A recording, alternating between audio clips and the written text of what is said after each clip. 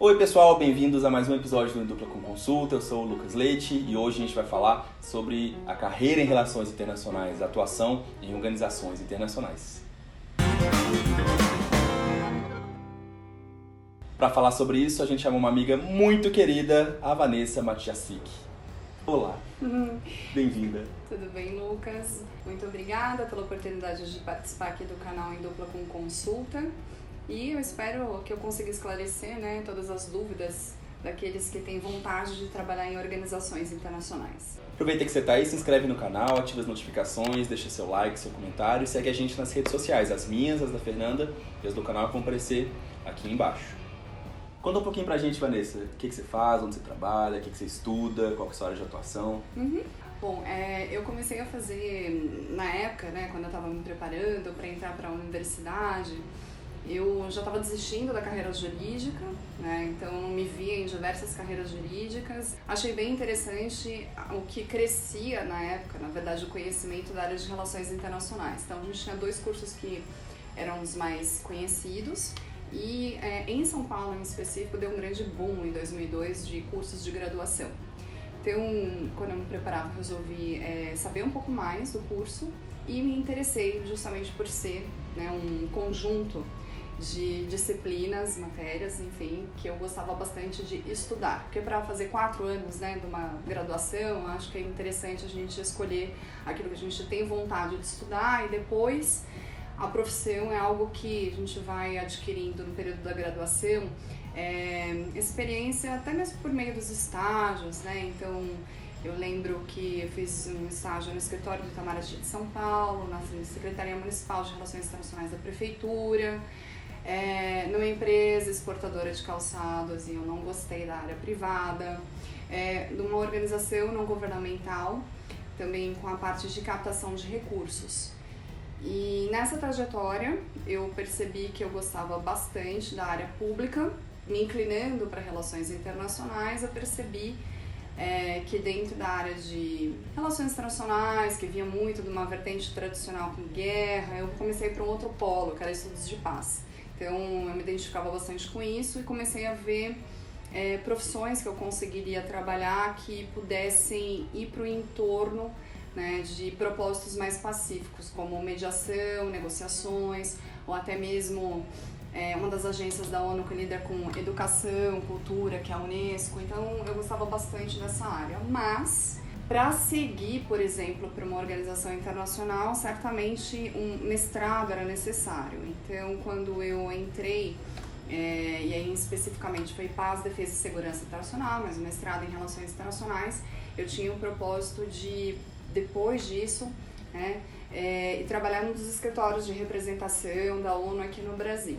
Mas, uma vez que eu sempre fui uma pessoa muito aberta, para descobrir novas coisas, acho que a RI proporciona muito isso. Eu gostei muito da pesquisa e com certeza eu continuei nela depois de uma experiência docente, seguindo no doutorado. Mas aí o doutorado foi na área de História. E uma fase do meu doutorado eu morei no Washington e convivi com pessoas que trabalharam em organizações internacionais. E aí, curiosamente, naquele período, eu já não estava mais interessada em trabalhar em organizações internacionais, eu tinha certeza que pesquisa e docência eram as minhas áreas. Então conta pra gente, o que primeiro é uma organização internacional? Ok, então essa é uma pergunta bem importante porque as pessoas que estão assistindo, elas podem ser de diferentes áreas. Então, desde aquelas que estão trabalhando em empresa, ou aquelas que nem entraram na faculdade, na universidade, graduandas de RI, ou até mesmo graduandos de Direito, de Economia, de Administração, mas não é só de humanas não, mesmo da área da exatas ou biológicas, então, por exemplo, Engenharia, Biologia. Todas essas pessoas, elas podem, quando quiserem, trabalhar numa organização internacional. Então, vamos partir daí. Uma organização internacional não é uma empresa que tem filiais ao redor do mundo. Não, nós não estamos falando da Microsoft ou da Embraer, não é nada disso. São organizações? Certo, são.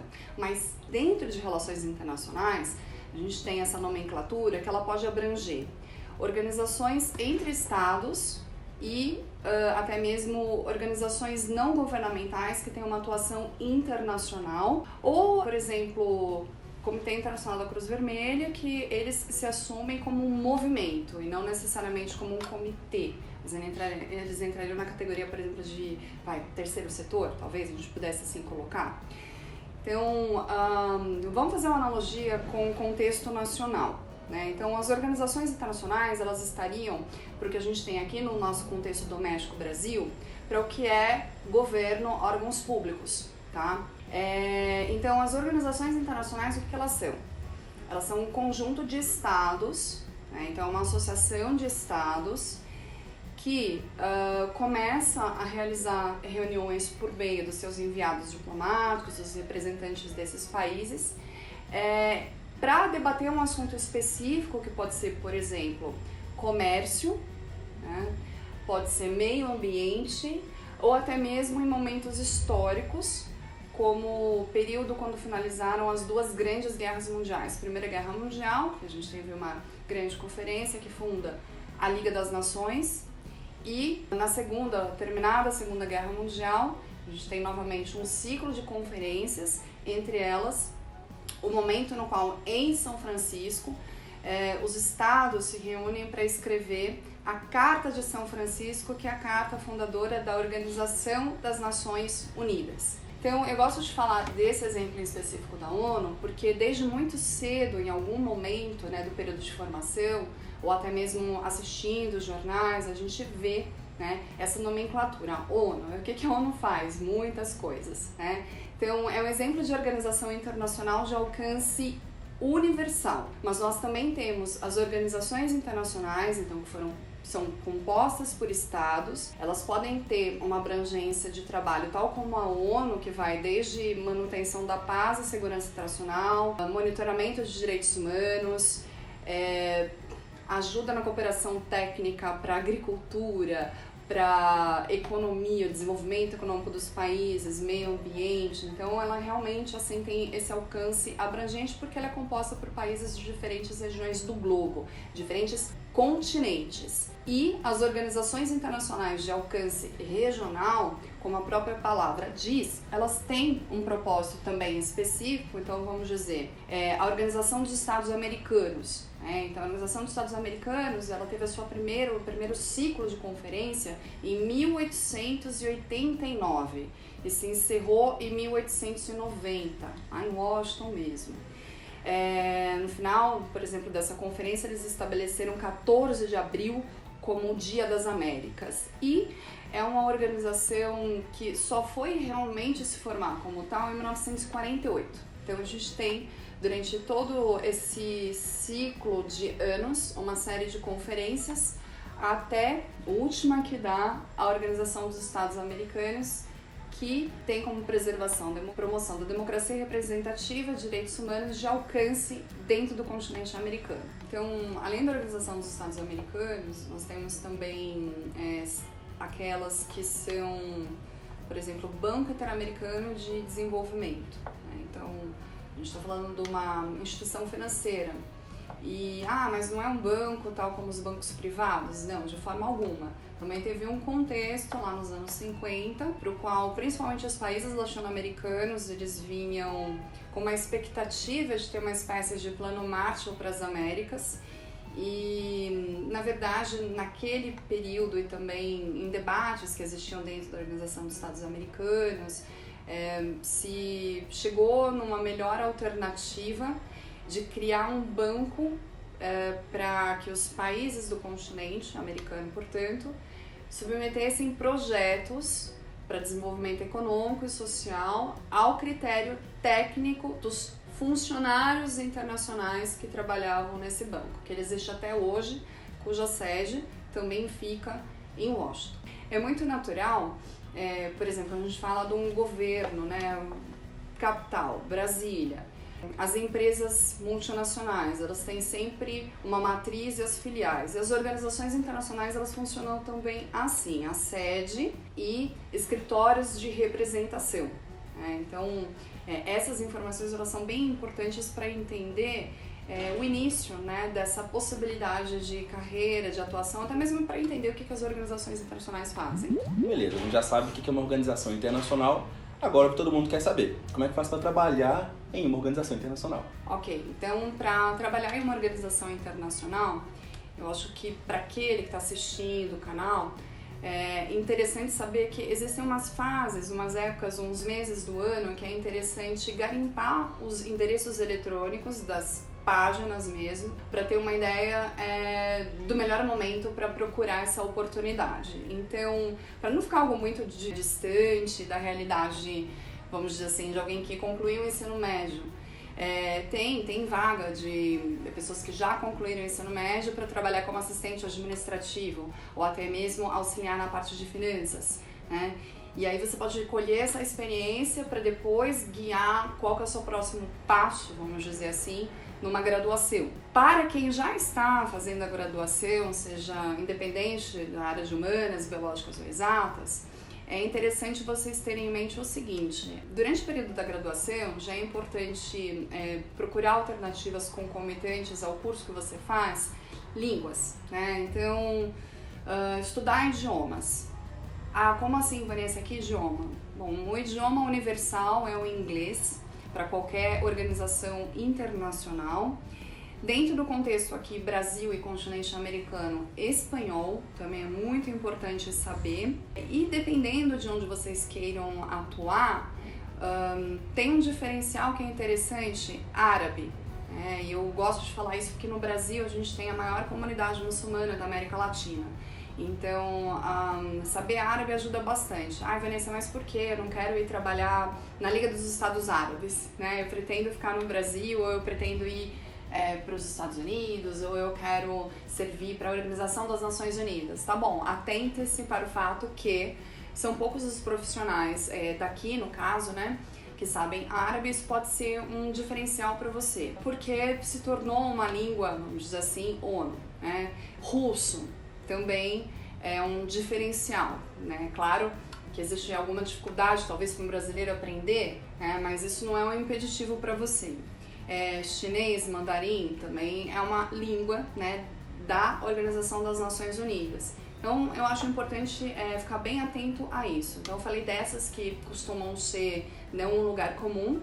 Eu já falei do inglês e do espanhol, e para quem gostar, né, afinal de contas, português é uma língua latina, o espanhol também, francês pode ajudar em muitas organizações internacionais, principalmente aquelas que têm a sede em Genebra, onde tem diversas braços, células da ONU, bem como também Paris. Então, eu acho que o idioma concomitante à graduação, mas especificamente para aqueles que são da área de relações internacionais, e uma vez que vocês comecem a olhar, por exemplo, aqui no Brasil a gente tem o Programa das Nações Unidas para o Desenvolvimento.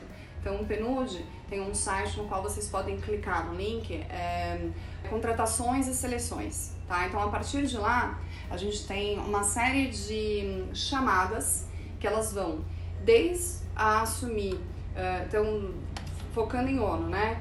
São contratos por um ciclo de período de tempo no qual você tem que entregar determinados resultados. Então, um assistente administrativo provavelmente vai assessorar alguém, mas você pode ser contratado também para prestar uma consultoria. Então, vamos ficar atento com relação a isso.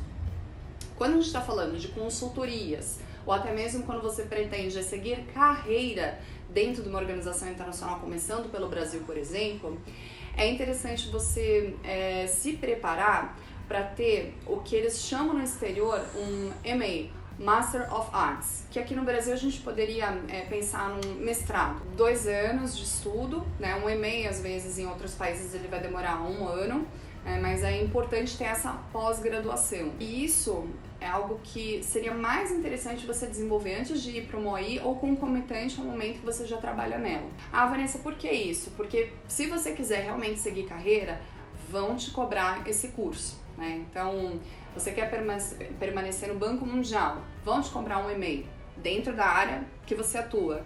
Banco Interamericano de Desenvolvimento, OEA, ONU, não importa a organização internacional que você escolher, Unesco, Unifem, que na verdade a gente tem o uso da nomenclatura ONU Mulheres, né? Você quer seguir carreira? Acnur, então tenta investir também num mestrado. E aí vai ser uma escolha sua de fazer ele no Brasil ou de fazer ele no exterior. Então, vamos pensar no seguinte, graduação é um requisito assim praticamente básico para seguir carreira, tá? Para ter umas experiências, como eu falei, assistente administrativo ou coisas mais, trabalhar como voluntário da ONU, né? São coisas mais pontuais. Mas para seguir carreira mesmo, graduação é assim bem básico, idiomas também é bem básico, pelo menos 2 ou 3. Ter uma pós-graduação eu acho que é um pré-requisito bem interessante, e tem um outro elemento bem peculiar, que isso pode fazer parte da realidade de algumas pessoas, de outras não. Então, quando a gente manda, tem um banco de currículos da ONU, das organizações internacionais, que você faz um cadastro. Então, é um tipo de emprego, né, que você procura, seja consultoria, ou seja, para seguir carreira, você tem que entrar no site, e agora os meses de junho, julho, agosto e setembro são os meses mais importantes para fazer essa busca. É cansativo, você vai ter que preencher um cadastro, preencha com bastante cuidado, porque alguém do outro lado vai ver essas informações. Eles buscam também pessoas, não necessariamente que tenham ido morar no exterior, mas que tenham pelo menos características apontadas ali no currículo. Eles falam bastante da chamada, que saibam trabalhar em ambientes multiculturais. Então, vamos lá. O que é trabalhar num ambiente multicultural? Você vai conviver, provavelmente, com pessoas de outros países. Isso significa que tolerância, que acho que seria o mínimo, né, uma empatia, né, conseguir conversar com pessoas de outras culturas, ela é uma necessidade, basicamente, de quem vai seguir essa linha. O que é trabalhar num ambiente multicultural? É você conseguir perceber que existem pessoas de diferentes culturas e que você tem que tomar cuidado com o que você fala para não ofender o outro, né? Então, é isso que se diz trabalhar em ambientes multiculturais, exercer tolerância, empatia. Então, todas essas características ou pré-requisitos, eles são bem importantes quando você quiser ou escolher para si, né, uma carreira internacional dentro de uma organização internacional. Então a Vanessa falou pra gente, né, que você tem que ter um conhecimento maior relacionado a línguas, um pouco de experiência, eles cobram muito a questão da experiência, né, de ter convivido com culturas diferentes, coisas afins. O mestrado vai ajudar bastante, e também tem que ter essa questão da empatia, que tem tudo a ver com o dia a dia do trabalho de quem está numa organização internacional. Conta pra gente então, Vanessa, como é que é trabalhar, como é que é o dia a dia de uma organização internacional? Ok. Eu já conversei com muitas pessoas que trabalharam em organizações internacionais, mas só deixando bem claro, minha área de pesquisa envolve organizações internacionais, mas eu nunca trabalhei diretamente em um, tá? Então, tudo que eu vou relatar tem a ver com as minhas vivências compartilhadas, até mesmo residindo junto ou no trabalho com outras pessoas que realmente eram de uma organização internacional. Então, o trabalho, ele envolve toda essa tolerância que eu mencionei. Se você segue carreira, tem que lidar com muita burocracia, tá? Então, as organizações internacionais, elas geralmente pressupõem um conjunto de normas, regras, então são órgãos com procedimentos específicos para você estar ciente, né, para comunicação que é feita com os outros escritórios ou as outras pessoas. Então, assim, não é que seja totalmente burocrático, mas saber lidar com regras é muito importante, né? Saber lidar com normas, saber lidar com os procedimentos daquela organização, que é o que você faria num banco, é o que você faria numa empresa, você faria numa ONG. Eu acho que não muda tanto. O dia a dia ele envolve, como eu falei, né? Por que saber idiomas? Então vamos lá. Eu escolhi trabalhar no Banco Mundial. Dependendo do teu setor, você vai falar mais espanhol do que inglês. Essa é uma realidade. E aí, vamos lá, pulando para o Banco Interamericano de Desenvolvimento. Eu conheci uma profissional no Brasil, ela era publicitária, ela foi trabalhar para o Programa Japão, sim, porque o Japão teve uma linha uma vez de investimento para o Banco Interamericano de Desenvolvimento. Por que eles queriam isso? Eles queriam aproximar o leste asiático da América Latina. Então, em específico, naquela época, o Programa Japão precisava de alguém que soubesse falar japonês, sim, porque o chefe do Programa Japão era um japonês, né? Sim, ele falava muito bem inglês, e ela teve que aprender a falar espanhol em Washington. Não, ela não sabia espanhol, né? Teria sido mais fácil se ela já tivesse aqui no Brasil, por alguma razão, estudado espanhol. Mas ela não estudou e ela me contou que ela fazia uma troca. Ela ensinava português, porque sim, alguém do Banco Interamericano de Desenvolvimento precisava falar português, então ela ensinava português e aprendia espanhol.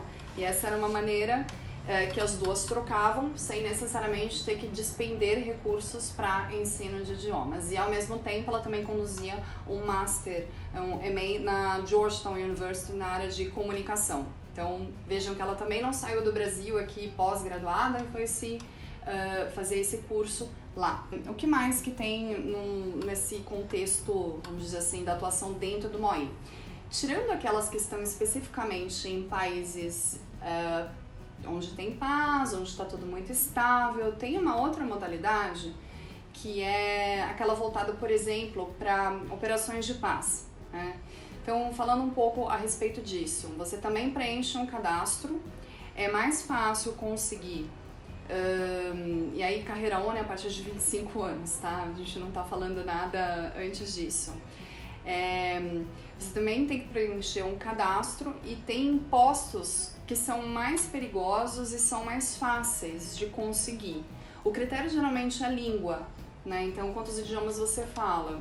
Você tem que estar ciente que uma vez que você vai para uma região de conflito, das suas próprias potencialidades e fragilidades. Então, você está indo para um ambiente no qual você vai ajudar as pessoas, tem uma situação de conflito. Se você for atuar com civis, atuando com civis que, independente da situação sua aqui no Brasil, possivelmente eles estão numa situação bem pior do que a que você veio. Então isso significa que essa empatia ela vai acontecer em campo, né? E você está lá para ajudar. Isso significa que destemperamentos, você pode até mesmo ficar muito ansioso, né? Ter alguns choques, mas a partir do momento que você está sob a bandeira da ONU numa situação ali de conflito ajudando, você vai esquecer de tudo isso e vai cumprir o seu papel. Então, por isso que as operações de paz, elas têm também um tempo determinado para ficar em campo. Geralmente, esse ciclo se conforma em 6 meses, tá? Depois de 6 meses, trocam civis, militares, policiais, depende muito da operação que a gente estiver falando, porque é uma situação de estresse e aí para você, eles trocam o contingente para aqueles novos que vêm continuarem desempenhando bem o papel da organização em campo, tá? Então, vamos lá. Se você sente muita falta da sua família, se você sente falta dos seus amigos, você tem que pensar, será que eu consigo seguir carreira internacional?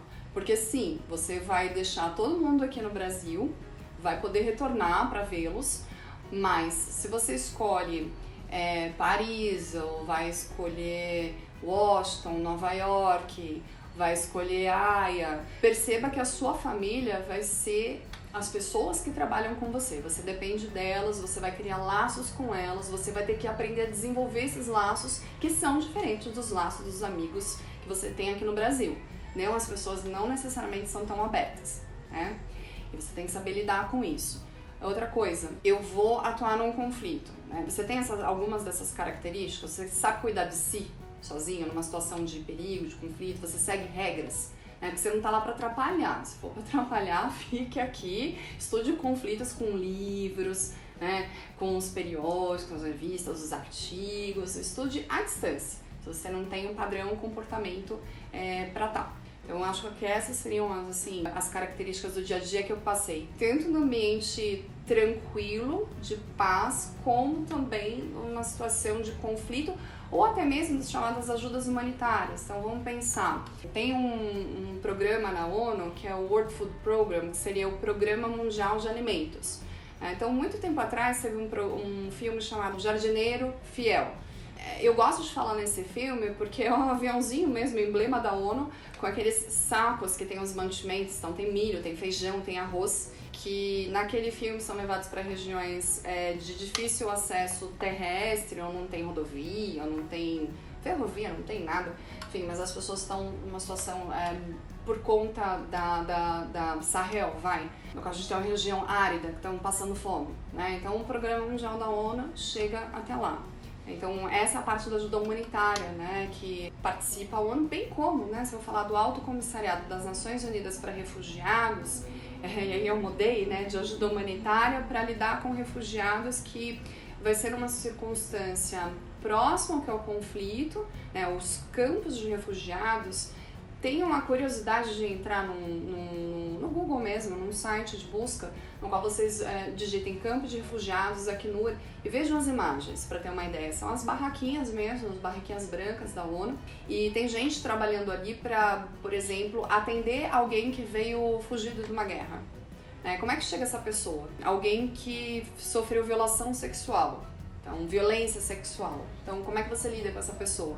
Você tem estrutura emocional para isso? É uma parte também do trabalho que você faz, não numa região de guerra ou de conflito, mas muito próximo a ela, e que você está ali desempenhando uma função pela organização, tá? Então, resumidamente, né, que na verdade tem uma série de organizações internacionais, a gente tem aqui em São Paulo, por exemplo, a Unicef, a Unesco, tem o escritório do Banco Mundial, tem o escritório maior da UNIC, que é o Centro de Difusão de Informações das Nações Unidas, cujo escritório sede é o do Rio de Janeiro, tem um escritório menor aqui em São Paulo, e eles vão fazer a UNIC Rio e a UNIC São Paulo, vão fazer um evento essa semana, na sexta-feira, então, se não me falha a memória, ficou o calendário oficial 29 de junho, para explicar para graduandos de diversas áreas, tá, gente? Sobre a carreira dentro da ONU. Tem essa exposição da UNIC em parceria, né, com outros órgãos, lá no Palácio do Itamaraty, no Rio de Janeiro, e aqui em São Paulo, o Instituto de Relações Internacionais da USP vai receber o evento e, enfim, tem as inscrições pelos sites respectivos para você que está interessado em assistir uma palestra, né, para entender como é que funciona isso. Tem uma coisa que todo mundo pergunta pra gente, né? Quanto que ganha? Vou ser pobre pra sempre? Que as pessoas perguntam pra gente que é professor, né? Acha uma maldade. E a gente já falou que não, tá tudo bem, não é assim. Mas, brincadeiras à parte, né? A gente sabe que a remuneração varia muito. Queria que você falasse um pouquinho disso pra gente. E também coisas que perguntam bastante. Como é que você prepara pra ir trabalhar num lugar desse? Você deu muitas dessas dicas, mas tem alguma coisa mais específica, talvez? Ok, então vamos começar pelo básico, as necessidades básicas da vida, né? Então, remuneração. Eu diria que, antes de olhar para a remuneração, veja custo de vida na cidade que você escolher, tá? Então, São Paulo, Rio de Janeiro, Brasília, né? Tem um determinado custo de vida, e aí você, trabalhando nesses escritórios de representação da ONU, vai receber, oscilando conforme as suas responsabilidades, de 1.000 a 5.000 a 10.000 reais ou dólares, depende do edital. Isso para o Brasil é uma coisa, tá? Consultoria no Banco Mundial, consultoria no Banco Interamericano de Desenvolvimento, tem modalidades específicas que é para 1 ano e geralmente o padrão é 2.000, 2.500 dólares. Nossa, quanto dinheiro. Tá bom, vai viver em Washington, em Nova York, com 2.500 dólares que você vai entender que se você é estudante, isso não vai mudar muito não, né, quando você segue para essas duas cidades. Mas é perfeito colocar isso no currículo e se você gostar muito, você continua.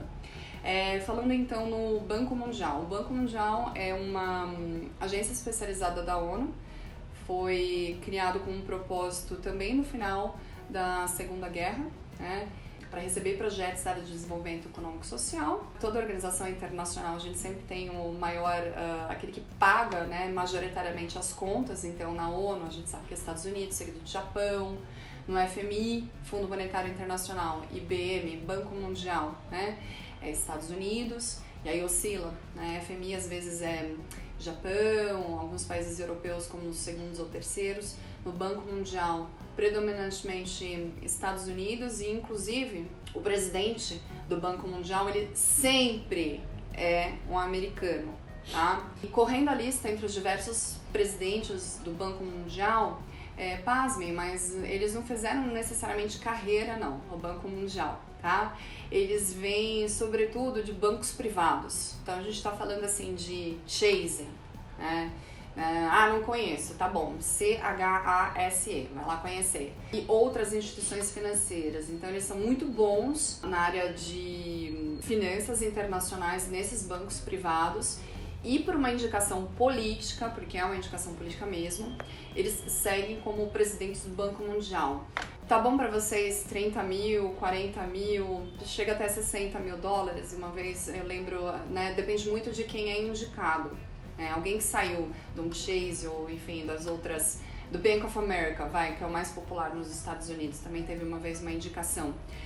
Depende muito de quem vai assumir a presidência do Banco Mundial e de onde veio, e aí oscila um pouco esses valores. E para quem segue carreira, né, então vai pleitear as primeiras vagas, né, para seguir carreira numa organização internacional, vamos pensar algo em torno de 3 mil a 5 mil. Tá? Tirando os valores que a gente já falou da parte da remuneração, a partir do momento que você se torna um funcionário da organização internacional, membro daquela burocracia, sim, existe o plano de saúde, né? Sim, se você vai servir em regiões de conflito, você onera a organização, que você está numa região que você corre risco, então eles cobrem também. É melhor ir para a região de conflito quando acima de 25 anos e enfim, preenchendo o cadastro da ONU para essas regiões de conflito, indo como funcionário mesmo efetivo, porque em termos de segurança você vai melhor, é diferente de um voluntário da ONU, você vai receber bem menos, né? E as condições de segurança elas são diferentes. Vanessa, mas por que essa discriminação? Porque as responsabilidades são diferentes, essa que é a grande verdade, tá? E como que você faz para se preparar então? Eu acho que em primeiro lugar, escolher a organização internacional que você quer trabalhar imediatamente, gruda no site, esse ano, o ano que vem, o demais, e olha os pré-requisitos, né? Aprender idiomas é muito importante, pelo menos o inglês. E aí percebam que alguns exemplos que eu dei as pessoas vão aprender em campo ou no exercício da função um outro idioma. Esse outro lado que tem mais a ver com o seu autoconhecimento. Quão bem você lidando com pessoas de outras culturas, se você consegue ser diplomático, se você consegue se conter em situações de adversidade, se você vai ter empatia, né? Se você consegue acolher alguém que por alguma razão não está se adaptando bem ao ambiente de trabalho de uma forma inclusiva, né? Então isso conta bastante para que você permaneça no cargo. Essas são habilidades que você pode desenvolver aqui no Brasil mesmo. Então, eu acho que trabalhos voluntários para organizações não governamentais, elas ajudam bastante. Eu acredito também que trabalhos mais pontuais, às vezes em empresas, eles podem ajudar. E aí eu gosto de falar sobre isso porque numa das atuações que eu fiz para uma empresa exportadora, o critério de contratação era bem determinado, alguém conseguisse falar inglês e espanhol. Eu atendi gente praticamente do mundo inteiro, né? Desde o Japão, libanês, gente da América Latina, europeu, então eu tinha uma prévia vivência internacional naquele período? Não, mas atendendo, né, clientes que queriam comprar, por exemplo, calçados, eu já fui mais ou menos percebendo como é que funcionava cada uma das culturas. Você pode agregar, por exemplo, uma experiência dessa no teu currículo, uma vez que você vai pleitear uma vaga para uma organização internacional. Você pode colocar isso, eles vão olhar como um diferencial. Você lidou com pessoas de diferentes culturas. Se você faz alguma atuação, essa como a do Lucas, a da Fernanda, e a YouTube, que é Brasil, é português. Mas quem disse que você, de repente, não está sendo assistido, seja no canal deles ou outros canais, por países que falam língua portuguesa, por exemplo, né? Então, a gente tem aí, além de Portugal, né? Desde um país asiático, Timor-Leste, muitas vezes esquecido, outro que adotou o idioma português que não vem de origem, né? Guiné Equatorial, que é espanhol, eles adotaram o português para entrar para a comunidade dos países de língua portuguesa, até Cabo Verde, Angola, Moçambique. De repente, aqui do Brasil, você tem um canal que você produz algum conteúdo que dialoga com pessoas do mundo. E você pode também colocar isso no seu currículo, né? E aí, especificamente, porque são pessoas bem jovens, né? E é uma forma bem interessante de estimular isso. Ou mesmo se você recebe intercambistas na sua casa, você tem lá um cadastro em alguma associação, seja o Rotary, seja a IESEC, exato. E aí você recebe na sua casa, por um ano, por 6 meses, pessoas que vêm estudar no Brasil, que vêm trabalhar no Brasil. Se você faz um Airbnb na sua casa, recebe gente do mundo inteiro. Eu acho que tudo isso já ajuda a sinalizar que você consegue lidar com pessoas de outras culturas. Então, vamos testar as habilidades aqui, vamos ver se você realmente gosta do ambiente multicultural, se você tem todo esse traquejo, né? Não vamos esquecer a parte formal, né, das regras, das normas, enfim, saber isso e se comunicar. Muito comunicação. De repente, se você não é uma pessoa tal como 2 professores que gostam de falar bastante, mas você se comunica muito bem por meio de sabe fazer bons relatórios. As organizações internacionais, elas precisam de relatórios. Comunicações por e-mail, assertivas. Se você é bom nisso, se é bom pelo computador de se comunicar com as pessoas, você também pode ser recrutado, né? Então, tem uma série de habilidades aí que você já vai poder, desde o Brasil, testar isso e colocar no teu cadastro uma vez que você pleiteia essas vagas. Pessoal, depois dessa, se você não já está começando a se preparar para trabalhar na ONU, ou no Banco Mundial, ou em qualquer outro lugar, você está errado. Porque a Vanessa já explicou tudo, tá tudo pronto, pode assistir umas 10 vezes, dar uns 10 views pra gente. Deixe seu comentário aí, agradecendo a Vanessa, porque ela arrasou. Brigadíssimo, Van, eu adorei, foi um prazer enorme. Obrigada, Lucas. E obrigada a todos vocês por terem assistido o canal até agora. Compartilhem, podem enviar os comentários dizendo se gostaram ou não. O Lucas pode repassar para mim depois o que não foi bem desenvolvido. E também, se vocês quiserem deixar o contato de vocês, eu sou uma pessoa mais tradicional, eu atuo por e-mails, eu não tenho redes sociais, vocês não vão me achar. Vocês vão achar meu nome, meus livros e minhas publicações, mas não vão achar minha mídia social. E de repente, pela comunicação do canal, que não ficou bem esclarecido, se quiserem mais indicações, o Lucas, ele transmite pra mim e aí eu respondo pra vocês por e-mail, tá bom? Foi um prazer e até o próximo programa do Em Dupla com Consulta. Tchau pra vocês.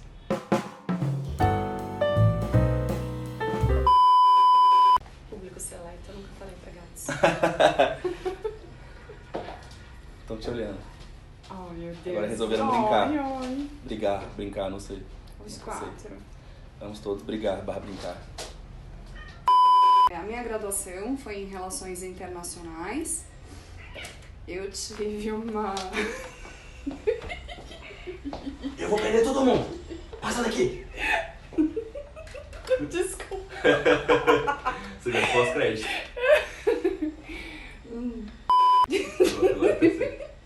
Não, eles jogaram a câmera aqui. Passa, mano.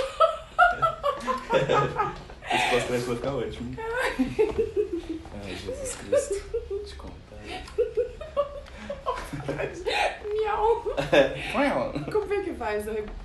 Reprograma? É só começar de novo. Essa parte. Ai, tá bom, vou tentar.